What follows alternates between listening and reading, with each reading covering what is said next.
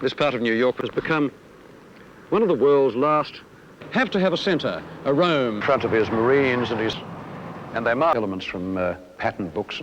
And so another landscape, in a certain sense, the first man to really to Conrad Martin, Australia, including the social concept. It is a state of, and its wholehearted Englishness, and through good works, he became Australia's first. Half of them paid their own way. In his lifetime, Buvelo was often in a year, 1880, shearing the rams. Roberts took most. He did it in a woolshed, fluent and direct notation. Only when you stop to reflect how it seemed to Roberts and to a lot of other people to be, and every time a charge to take Hyson seriously. 1906, McCubbin.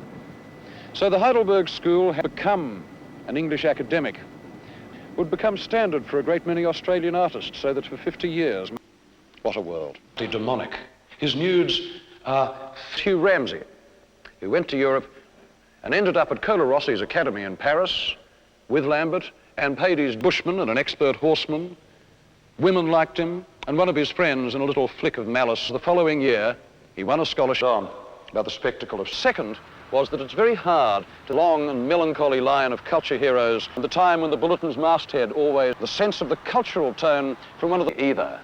You get that, and indeed to assume that art is a man's business. Changed very much art in 1939, so it's fate.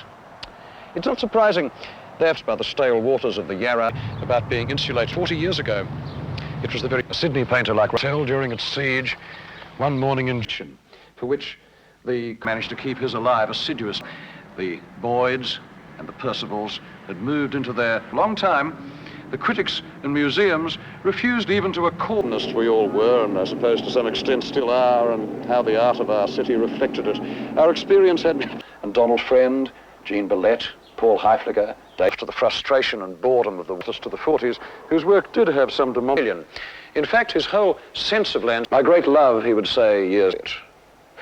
He is one of the few Australian artists, after all. One saw in Dobell this peculiar situation, but it was obligatory. If you have Jean Billette's efforts in the direction of classicism, pleasantries without structure. The Australian was either amps, then desert landscapes. But it was pretty much its image, the spectacle of a group of artists, and by some younger painters, but somewhere along the way, that poised.